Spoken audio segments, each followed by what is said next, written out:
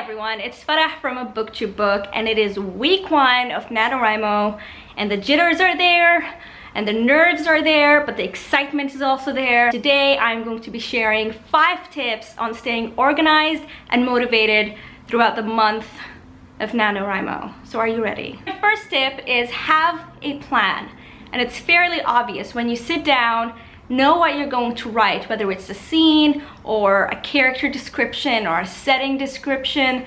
Know what you're gonna sit down and really put into words. The thing about writing is that a lot of it happens in your head before you sit down and start transcribing. So know what you're getting yourself into.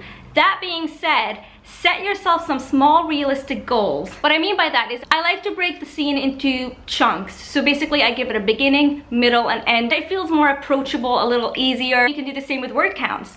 If you sit yourself down and you tell yourself you're gonna write 1,000 words, divide it into 500 by 500. So at the end of the day, you have 1,000 words, or 1,600 words per day like you're supposed to be writing. Which brings me to my second tip, which is to give yourself a sort of ticking system, an award system. Let me explain. I'm a very visual person, and NaNoWriMo has a great website where you can track your words and you've got the bar graphs and everything. But I like to kind of create these little boxes and check them off. It could be a star sticker system.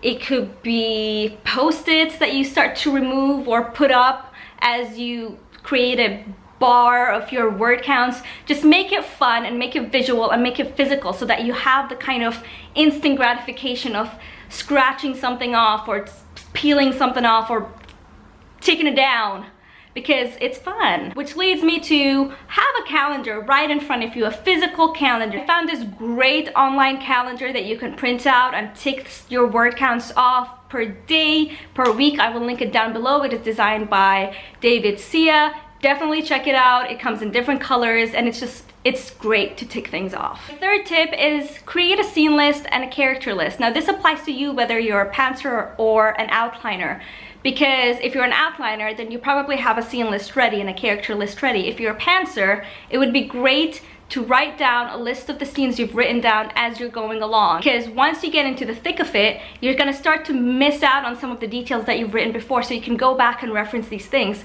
Same thing applies to the character list. Basically, you want to remember the characters that are being featured the most and characters that are not being featured at all. Maybe you want to create a list for them. Maybe you want to add more characters. Maybe you forgot about a certain character and you need to kind of insert that person into the dialogue if it's a group setting. Tip number 4, and another great reference point, is to have a plot structure visible somewhere in front of you wherever you're writing, whether it's in your desktop, whether it's on your tabletop, wherever really. Desktop and tabletop is kind of redundant, but you know what I mean, like physical versus virtual. And what I mean by the plot structure is have the 3-act structure in front of you, whether you're following a 3-act structure or a 5-act structure or a 4-act structure or whatever structure you're following. Have something in front of you. Once you start to get stuck and you lose motivation or you're not sure where your scene is headed, look at this plot structure and then you'll start to kind of realize, okay, this is where my inciting incident needs to go in. This is where shit hits the fan. This is when my character finds the power and the motivation within himself to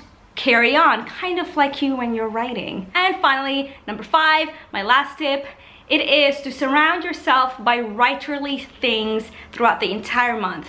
If you want to read a book about writing. If you want to pin something up on your table or on your walls, make it writing related. Inspirational quotes from writers themselves on writing. Listen to podcasts in your car during your commute. Watch videos on writing and outlining and story structures and developing characters. The NaNoWriMo ones are really helpful, so maybe I'll want to like watch a bunch of these. I recommend the 10-minute writers workshop podcast. I've been listening to that one a lot. I will link it down below so you guys can reference it, as well as some of the other stuff that I've mentioned. Thank you so much for watching. I hope you guys found these tips on organization and motivation helpful and motivating. I'd love to know some of your favorite tips on organization down below, because I love being organized with my writing. I think I spend more time trying to be organized than actually writing. But yeah, if you guys like this video, give it a thumbs up, subscribe to my channel, A Book to Book, for more writing material and bookishness in general. And best of luck. Bye.